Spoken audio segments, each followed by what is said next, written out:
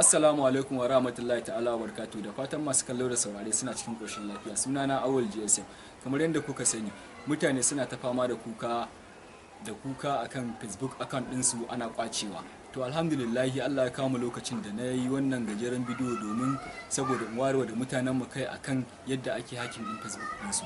Da farko dai idan mai kallo ya kula dai ga yadda ake hacking ɗin account. Ana hacking ɗin account ne dalili saboda su je su aikata wani crime, aikin laifi ko sata ko wani abu makamancin haka da Facebook ɗinka. To amma cikin ikon Allah alhamdulillahi idan dai mai kallo wanda ya kalli wannan bidiyon dai tsaya ya kalle shi a cikin nutsuwa zai fahimci yadda suke hakin na akan kuma dai fahimci yadda dai kare kansa.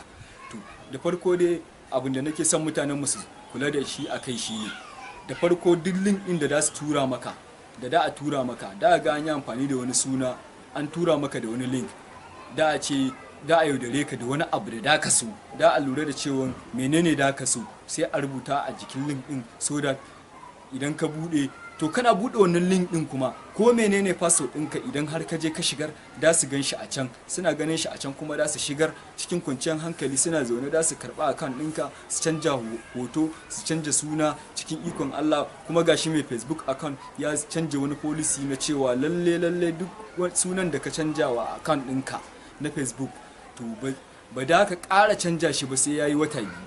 To da fatan mutanen mu da su kiyaye yadda ake gane irin link ɗin da suke tura. Da farko da aka ga su rubuta https.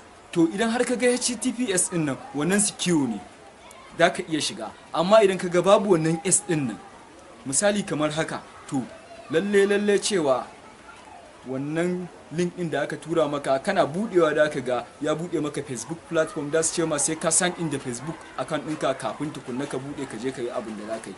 To kada ka bude ka rufe shi.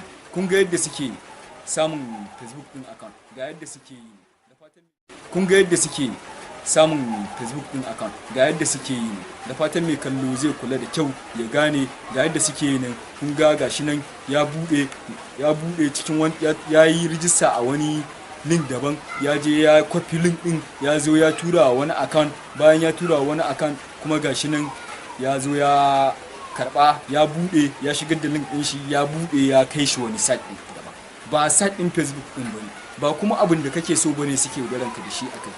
Yadda suke samun Facebook password ɗinka kenan. Da fatan mutanen mu da su kiyaye lalle mutanen mu idan dai har da a kiyaye wannan bidiyo na tabbatar da lalle cewa shine daidai yadda da mutum zai kiyaye kanshi da yadda zai kiyaye account ɗin shi da wannan abin.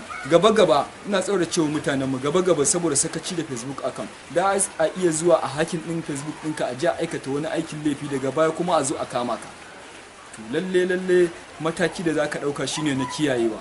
Ka zama mai basira a Facebook, ka rinka kula da duk kowane link da za a tura ma, kowaye zai tura ma ka duba lalle link din nan is secure. Bayan haka suna sakawa a sat hakan nan, to ka duba link din idan ka je ka shiga link inda a ce sai ka shigar da Facebook ɗinka duk inda ka je ka ji an ce za ka shigar da Facebook account ɗinka kar ka shigar kwata kar ka shigar. Lalle ka kiyaye ya zama lalle cewa ka kula suna sharing din wannan link din ba lalle sai ta Facebook ba ko ta WhatsApp da su iya tura ma. Kana shiga kana zuwa kana shigar da Facebook account ɗinka shikenan an gama. Daga nan gurin Facebook ɗinka da ka neme shi ka rasa. Da zarar ka yi shiga cikin wannan link ɗin to kana farga kana shiga kar ka bari ya wuce minti 2 zuwa minti 3 ka yi gaggawan canja password ɗinka. Idan ka canja password ɗinka to ka fi ƙarfin shi, amma fa idan har ka bari to Facebook ɗinka nan gaba ba naka bane. Kuma idan dai lalle kowane link za a tura maka ka bude ta Facebook ko ta WhatsApp to lalle baka da Facebook tsayayye naka. Allah ya kiyaye da fatan da a kula.